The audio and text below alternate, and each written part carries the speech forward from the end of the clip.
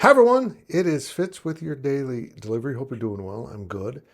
I'm good, despite it being the overlap. And if you don't know what I'm talking about, anyone who's been a college beat writer has a name for it. I call it the overlap.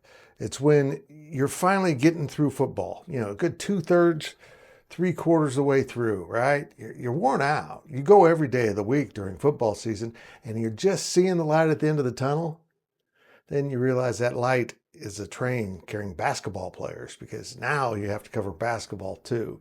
Kansas State women tipped it off last night at Bramlage Coliseum. Tonight, the men do against Greensboro coverage at GoPowercat. We're going to cover a number of different topics, including basketball, in this daily delivery. But first, I got to remind you to go ahead and subscribe to this YouTube channel. If you're not, why? Just why? It's free. There's no commitment. I won't send you nudes unless requested.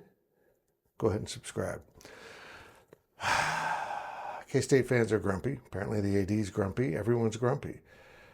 And people were grumpy in the comments of my previous daily deliveries. Those mostly dealt with the Texas Tech game. I know you were upset about the season. I'm not happy about it too.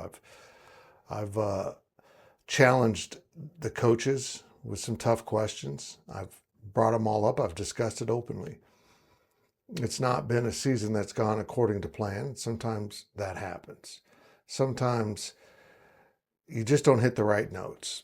And I think the coaches, including Chris Kleiman, tell you that they just kind of missed things at the start of the year. They miscalculated. A lot of people want to say it was the game in Ireland. A lot of people want to say maybe it was too much confidence. Maybe it was overrating your own recruits. Maybe it was all of it. The start of the season stunk. But now we're seeing a better brand of football. And I wanted to address after that Tech game, because I was seeing a lot of comments, how do we lose to Tech? That Tech is a really good team, and apparently people don't realize it. And I don't know how or why, but wanted to point that out. Fans are not very pleased, nor should they be, but also you have to keep in mind that when Bill Snyder, for many years, went up against the really good teams of the conference, he lost too. So let's not sit here and pretend that Coach Snyder went 12-0 every season. But the one thing Coach did do that Chris Kleiman doesn't do, and doesn't do it very well at all, is beat the teams he's supposed to beat. I think he's 500 now against G5 or G6 competition, which means non-power level Division I competition, 1A, FBS. So many names. But yeah, I understand your displeasure. I'm hearing that some fans yelled that displeasure at Gene Taylor after the game and got his own sign of displeasure sent back to him. It's stressful. It really is when you're caught in the crossfire. And in some ways I get into the, side fire of it. But we now have basketball season. I think the women could be pretty good. And honestly, we're going to do a podcast about it. So Tim Fitzgerald can get you up to speed on the women after last night's game. I'm taping this before. The men will play on Tuesday night. Well, I'll probably have a daily delivery directly out of that. But also Gills and I believe Grant Snowden, one of our student writers, will be doing a podcast later in the week for the men's team. And I'll also have one with Cole Carmody about football recruiting.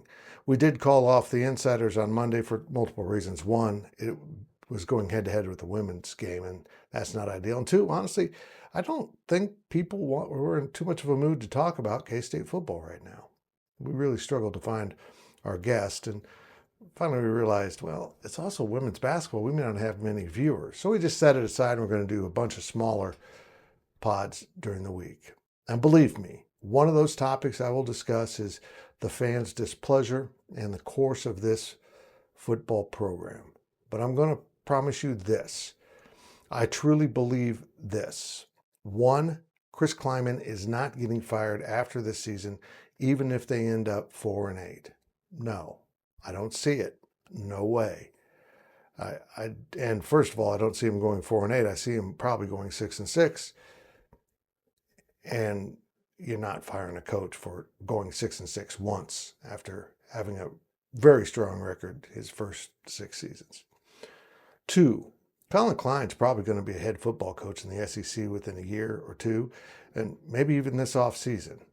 I'm not sure he's going to jump on a non-SEC Big Ten program right now, including Kansas State. His value is through the roof, as A&M's value is through the roof, at number 3 in the nation at last check. A&M's really good. Colin's going to be in demand.